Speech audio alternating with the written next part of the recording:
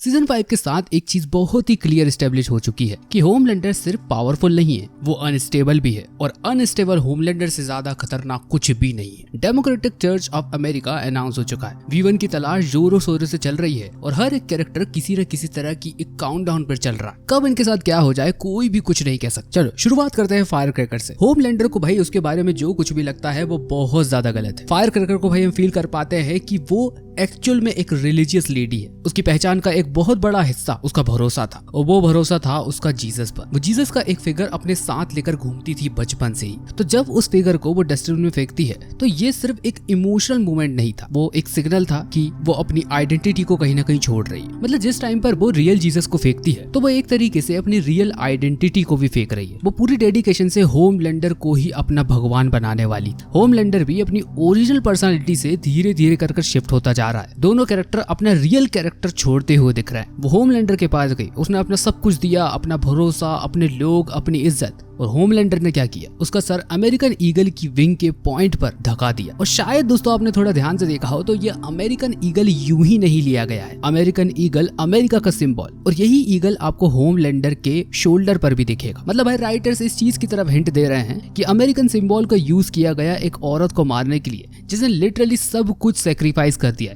एक ऐसे इंसान के लिए जो कि खुद को भगवान बोलता है। ये एक अकेला इंसिडेंट ये एक्सप्लेन करता है कि अमेरिका का सिंबल अब एक वेपन बन चुका है। भाई साहब होमलैंडर के कैरेक्टर में आपने शायद एक चीज डेफिनेटली मिस की है। होमलैंडर ने स्टैन एडगर को नहीं मारा, सोल्जर बॉय को नहीं मारा, यहाँ तक कि इन दोनों कैरेक्टर्स को मारने का मौका इसके पास बराबर था। लेकिन जब भी मदर फिगर की बात आती है ना तो होमलैंडर भाई उन्हें कभी भी नहीं बचा सका। स्टॉर्म फ्रंट और अब फायर क्रैकर। मेरी थ्योरी भाई इन सब में ये है कि ये कोई कोइंसिडेंस नहीं है। जैसा कि आप सबको पता होगा कि होमलैंडर को वॉट ने एक लैब में बनाया था तो उसमें मैटरनल लव नाम की फीलिंग कभी डेवलप ही नहीं हो पाई। वो सबकॉन्शियसली मदर फिगर्स को डिस्ट्रॉय करता है क्योंकि वो उन्हें कंट्रोल नहीं कर सकता। हालांकि फादर फिगर्स के बारे में उसका अलग सोचना है। डोमिनेशन और रिस्पेक्ट का गेम, ये एक साइकोलॉजिकल पैटर्न है जो कि भाई सीधा उसकी एंडिंग की तरफ इशारा कर रहा है। इस चीज को समझना बहुत ज्यादा जरूरी है। सीजन फिनाले में एक और मदर फिगर है जो कि उसके डायरेक्टली रास्ते में आने वाली है। अब वो कौन है भाई, इसे नीचे जग के कमेंट बॉक्स में आप लोग बताओ। अब सोल्जर बॉय के पास भी भाई एक ऐसा मौका आया जब वो होमलैंडर को मार सकता था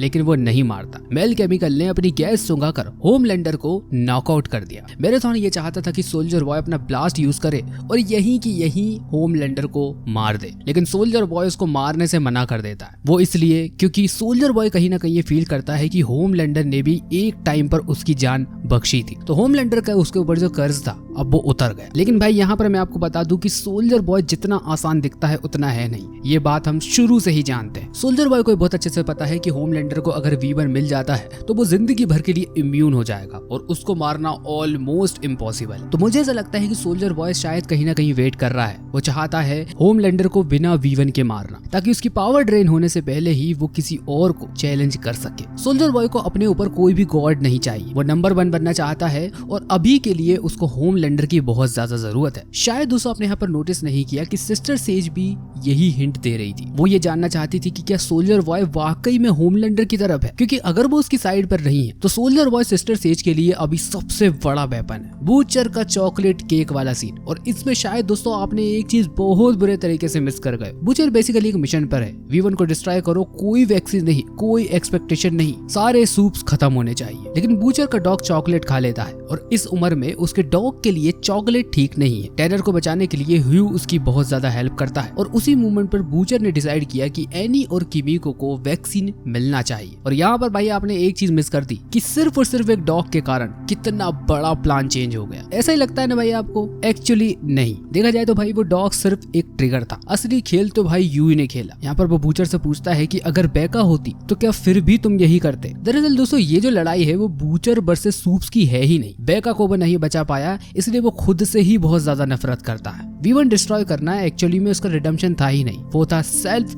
डिस्ट्रक्शन का एक फैंसी वर्जन। ये एपिसोड POV स्टाइल में था, 5 कैरेक्टर और उनके अपने अपने पर्सपेक्टिव, बहुत ही क्रिएटिव एग्जीक्यूशन। लेकिन आखिरकार भाई क्रिएटर्स ने ऐसा किया क्यों? क्योंकि बाकी सारे एपिसोड्स तो एकदम नॉर्मल, क्योंकि राइटर्स कहीं ना कहीं ये चाहते हैं कि हम ये रियलाइज करें कि हर एक कैरेक्टर अपनी अपनी स्टोरी में हीरो है। होमलैंडर अपनी स्टोरी में गॉड है, फायर क्रैकर एक मार्टर है, सोल्जर बॉय अपनी स्टोरी में एक सर्वाइवर है। ये फोर्स करता है कि हम उन कैरेक्टर्स के पर्सपेक्टिव में घुसकर सोचें ताकि जब एंडिंग हो तो हम किसी एक साइड में ना हो। ये शो एक ऐसी एंडिंग की तरफ बढ़ता जा रहा है जब यहाँ पर आप डिसाइड ही नहीं कर पाओगे कि कौन सही है और कौन गलत। ये सेम वैसा ही है जैसे कि लास्ट ऑफ अस के वीडियो गेम में हुआ था। हमको एबी और एली दोनों के कैरेक्टर्स खिलाए जाते हैं और आखिरी में हम डिसाइड ही नहीं कर पाते कि कौन सही है और कौन गलत। अब बात करते हैं भाई सिस्टर सेज, यानी कि इस शो के सबसे बड़े रियल चेस प्लेयर की। वो इस पूरे एपिसोड में सबसे ज्यादा समझदार लड़की साबित हुई। वो होमलैंडर को अब बस देख रही है, उसकी बकवास सुन रही है और उसके फेस पर बस एक ही एक्सप्रेशन है,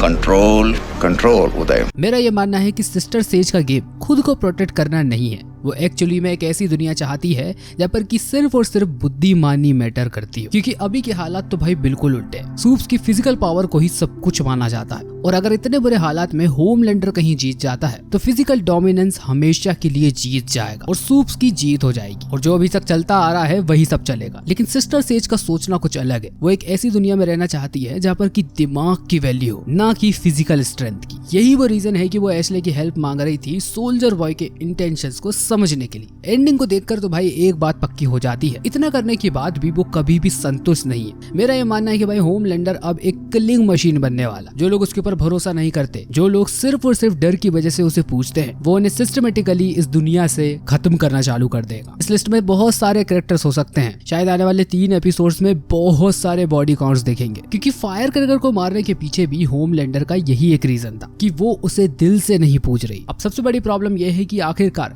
V1 बॉम्ब साइट के पास है या नहीं है, और अगर है और होमलैंडर उसके पास पहुंच जाता है बूचर से पहले तो सारा गेम खत्म है। कुछ भी कर लो, इस जन्म में तो बूचर उससे नहीं जीत सकता। अब आने वाले समय में क्या होने वाला है क्या नहीं, ये तो हमको एरिक क्रिप ही बताएंगे। तो ठीक है दोस्तों, इस वीडियो को यहीं पर खत्म करते हैं। तब तक भाई कमेंट बॉक्स में आप बताओ कि क्या सोल्जर बॉय वाकई में होमलैंडर की साइड है या आने वाले समय में वो कुछ ना कुछ तो राजनीति करेगा। चलो वीडियो को लाइक कीजिए, चैनल को सब्सक्राइब कीजिए दोस्तों। मुलाकात होगी आपसे अगले ही एक ऐसे धांसू वीडियो में। तब तक के लिए बाय।